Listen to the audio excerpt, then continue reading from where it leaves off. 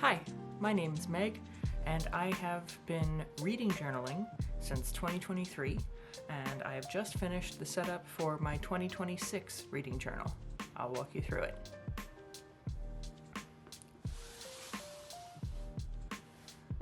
So this is the journal I'm starting with. I bought it pretty inexpensive on Amazon. It is by Smart Planner Co. It's a linen cover with a compass design on the front.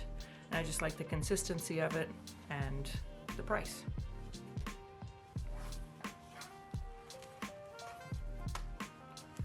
Now before I get into it, I will show you the theme that I chose for this year's setup, and that is a book that I just finished, which is Around the World in 80 Days, a classic by Jules Verne, and I felt like this worked well for a reading journal setup because for the initial setup, I could use a general travel theme, and then for each month throughout the year, I can choose a different destination around the world and theme the month's design after that. These are the end papers.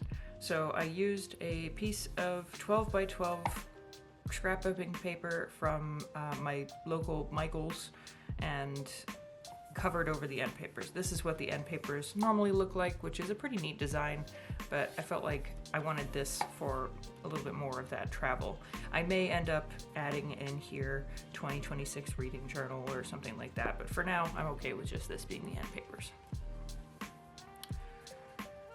I glued the first page to the end paper just so that I didn't have that awkward page flap that doesn't quite all the way open. And then these are some pre-printed pages that come with the journal. There's a key here, which normally I put like a rating system. I feel like that works pretty well in this spot. I haven't done that yet. I'm not sure if I'm going to. This side is going to be the book index. So anytime that I write a book review in here, I can write down the page over here and the name of the book there. There are multiple pages of index that I can use, so that should be plenty for how many books I usually read in a year. And then next page is the start of journal index, and so these are the different sections that I have, and then we can jump into the start of journal. So this is my very straightforward bookshelf. I've done slightly more decorative versions in the past, but I felt like this year I kind of wanted it to be pretty pared back and neutral. The color is going to come from all of the genres of books that are going to be on the shelf. So in the past I have done different colors based off of the format or form factor of the book that I read, and I think that one year I did a star rating, but generally I rate books between 3 and 5 stars most of the time, unless it's really terrible. So I didn't end up with the distribution of color that I kind of wanted on these shelves. Similarly with the form factor, I do a lot of audiobook and physical books and not as many ebooks, so again it was very heavily just 2 colors, so I wanted a little bit more this year. So I decided to set up the first shelf and the top of the bookcase as kind of the key. And so what I've done is I've picked different markers from my Ohuhu water-based marker set, and each genre has a different color.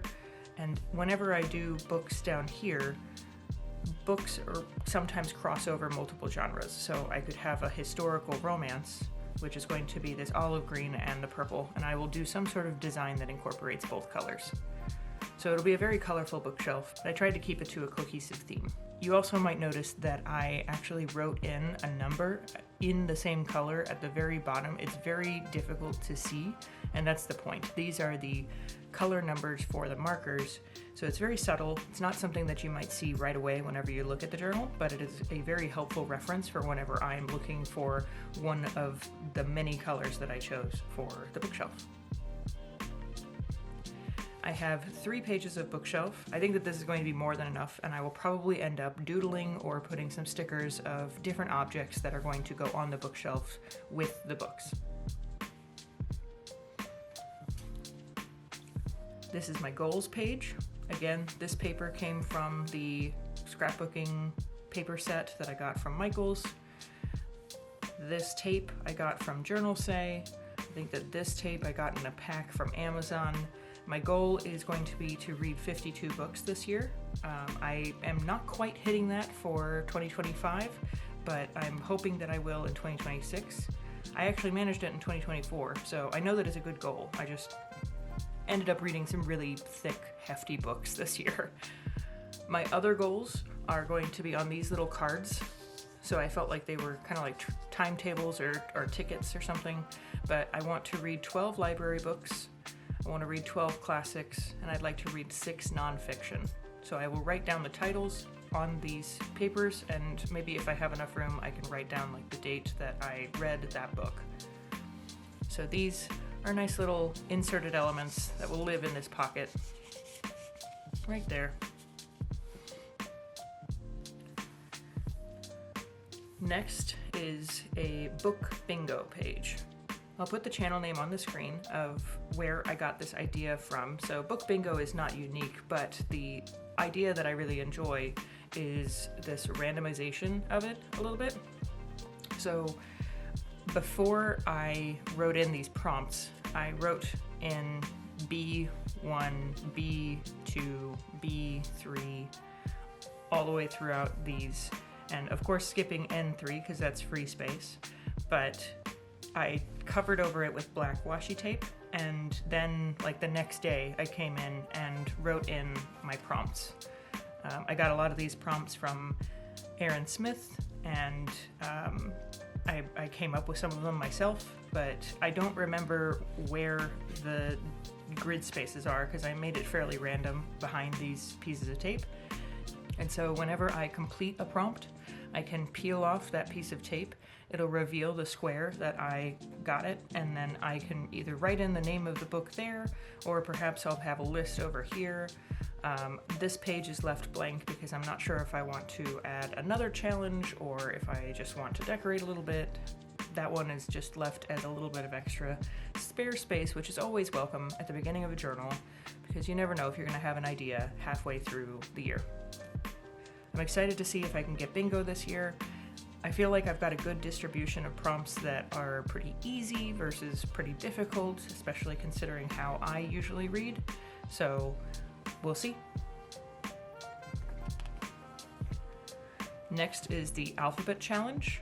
And so I used stickers of each letter of the alphabet to do all of the letters. I did some flip outs here so that I could ensure that I got all of the letters represented. These stickers came from a couple of books published through the Antiquarian Sticker Book collection. There's the Antiquarian Sticker Book and the Bibliophilia Sticker Book collection. This tape is from Amarillo Studios. I think that it's absolutely gorgeous, and it works very well with the Around the World in 80 Days theme. I did something a little fun with the border here. This tape is holding in the flap, and whenever I open the flap, you can see that I have matching tape right here, so I ended up doing one strip holding in this, then I cut the strip so that this would fold back over, and then I used a new piece of tape and lined it up pattern-wise so that I could then cut and then have the exact same piece on the inside, so it's the same no matter what you've got the flaps open or closed. These stamps are all various stamps that I've gotten off of mostly Amazon. They're silicone stamps like these. So you would use a stamp block like this, and you would put the silicone stamp on there, ink it up, and then you can see where you're placing it whenever you're using the stamp block like that. And then they store nice and flat on this.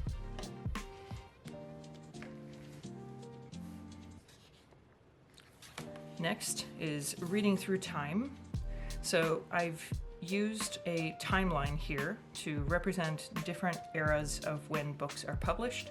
I have read books as old as the 1600s before, and I am anticipating that I'm going to be reading a good number of books that have published in the last 5 or 6 years.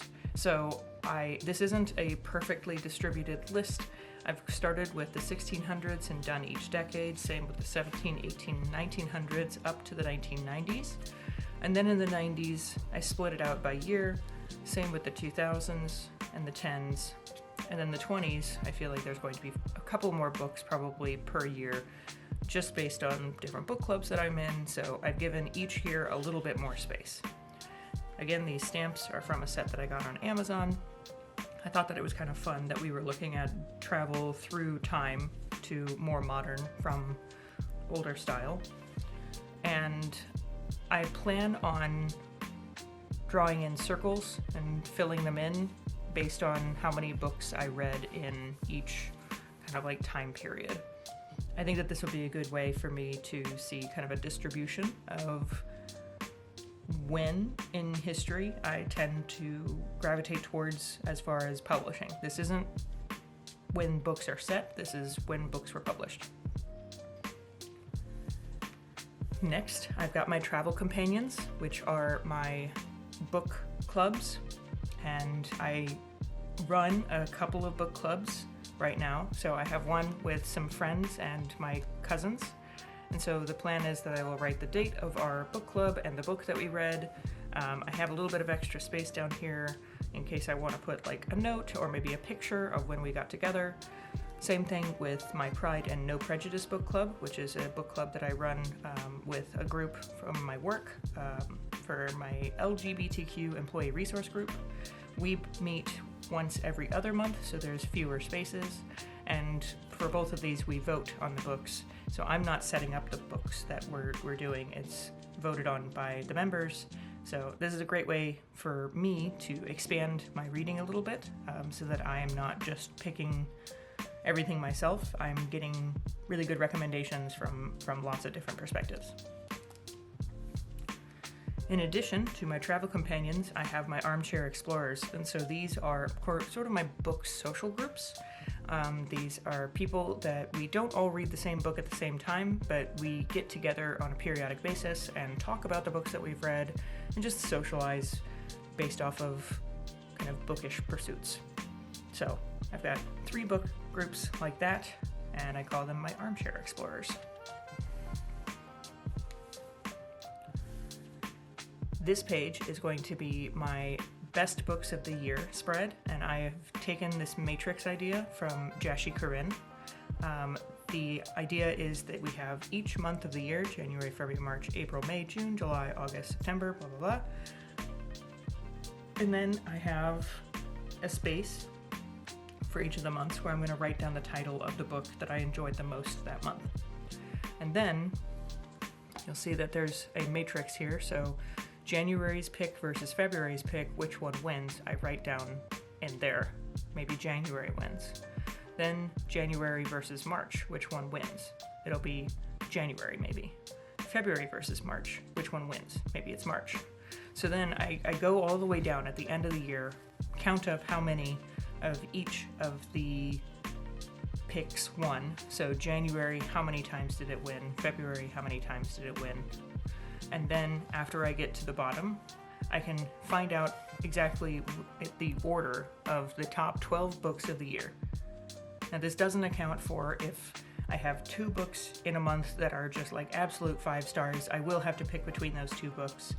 But for the most part, I feel like this is the best way that I've found to come up with a clearly ranked set of your favorite books for the year. Then my favorite book of the year will be printed as a cover and put on this side for quick reference. Again, this paper came from the vintage travel paper set that I got from Michaels. I think that this might be my favorite paper out of that set. I think that it's just so pretty.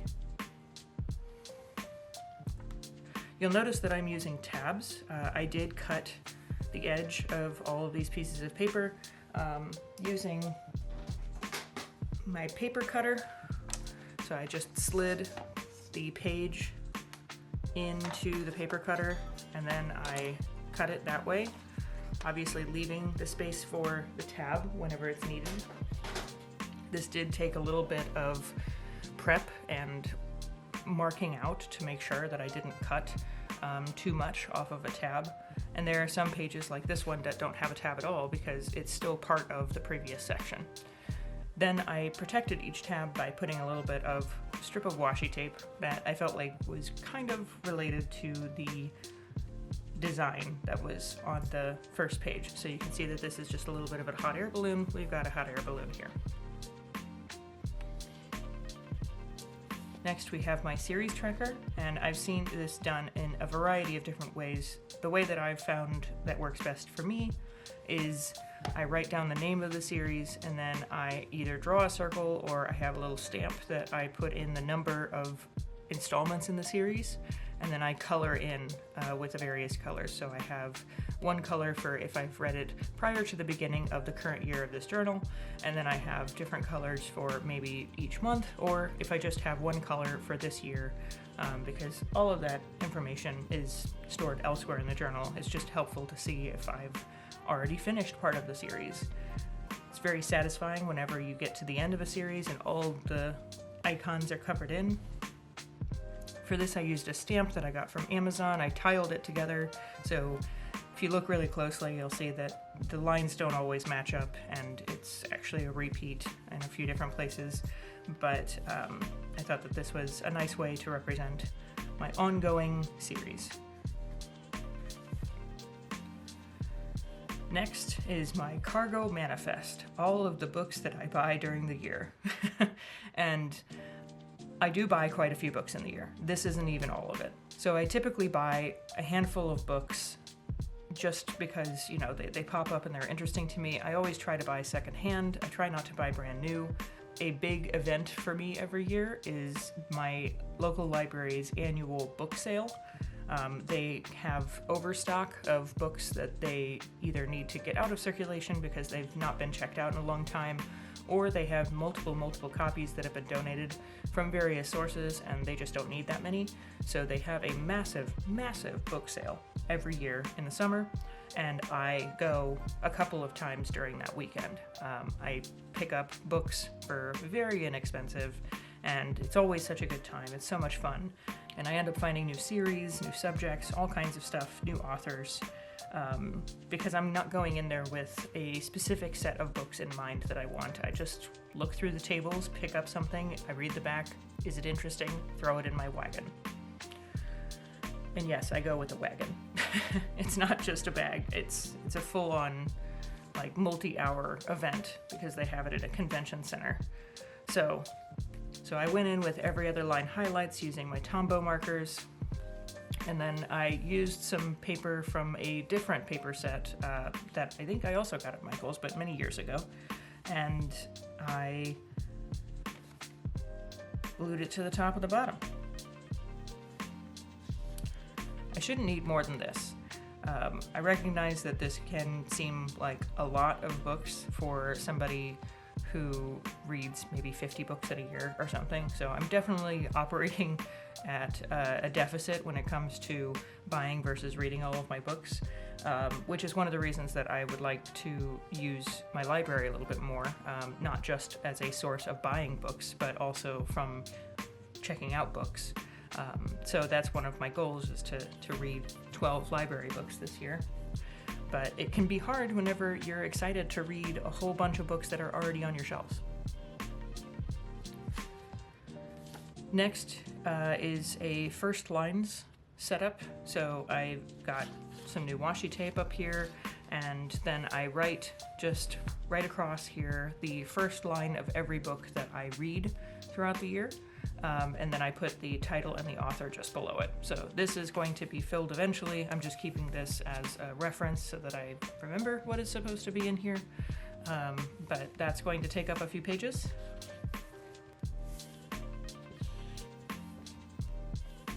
And then we get into my annual trackers.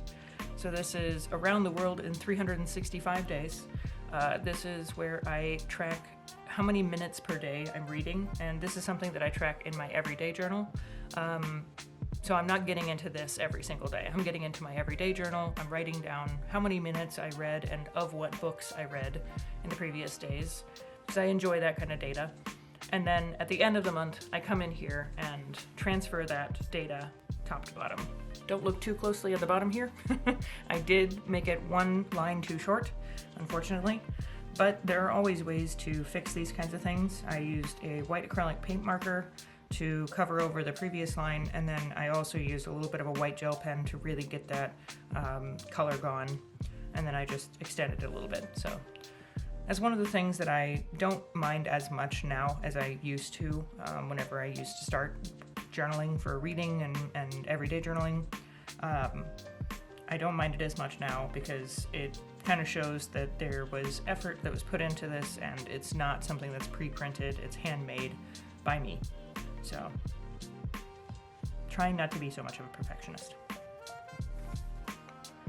And then we get into my monthly trackers. So this is not tracking the time that I spend every day reading, but this is when I start and finish books. So I will start a line with a line down the middle, and then I draw out a line going across until I finish a book, and then I draw another line in the middle, kind of end bracketing it. I also try to write on the line what book is. I'm thinking about doing kind of like maybe a key right here in between the months or something like that. I don't know if that's going to look too busy, but yeah.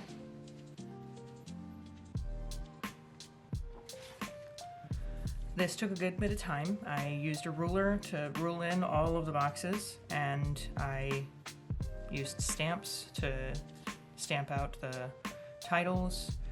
You'll see that I do a Monday through Sunday week. That's to align with how I do my everyday journal. And yeah, I am excited to continue filling this out and just seeing how long books take me.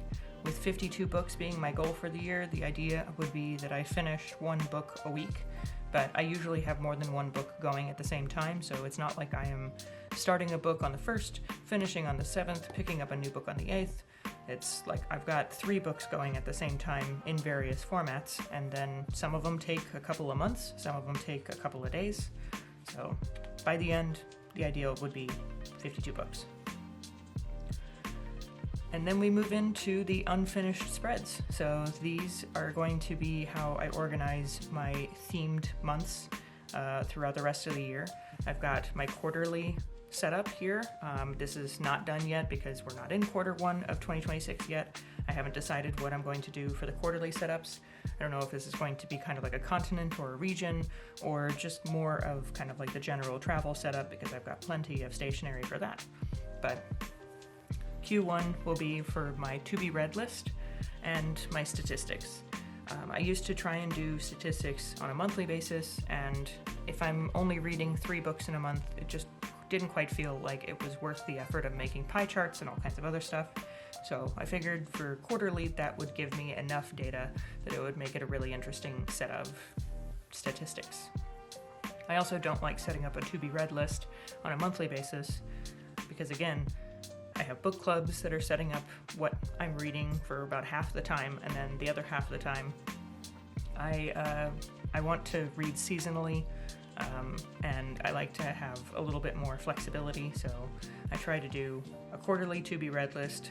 Doesn't always get to everything on there, and then I have my quarterly statistics. Inside each quarter, I'm going to have the month. This is going to be the cover, so I will have kind of a theme on one page, and then I will have the books written on different kinds of cards or stationery written on this side of the page. Same thing for each month, going all the way through. This is Q2, Q3, and Q4. And then we finish off with December, and then after that, we've got my book pages. I'm still deciding whether or not I want to do like a big separating page that's kind of like a cover for the next half of the book, but this is where all of my book reviews are going to start. And you'll see that I came up with a template of how I'm going to lay out the pages generally. I don't think that it's going to be this upper left corner on every page. Sometimes I get really inspired and I want to do a full 2-page spread of a book, so I could put this up in this corner or I could put it down in this corner. And if I really didn't care for a couple of books in a month, then I can just have half the page, this be it, and then I write down my very few thoughts, and then I do the second half of the page that is down here. So It's a little bit of a flexible system to allow me to really take advantage of the remaining pages of the book. So there are 170 numbered dot grid pages. If we go back to the book's page start, I've got from 72 to 170, so about 100 pages or so, a little less.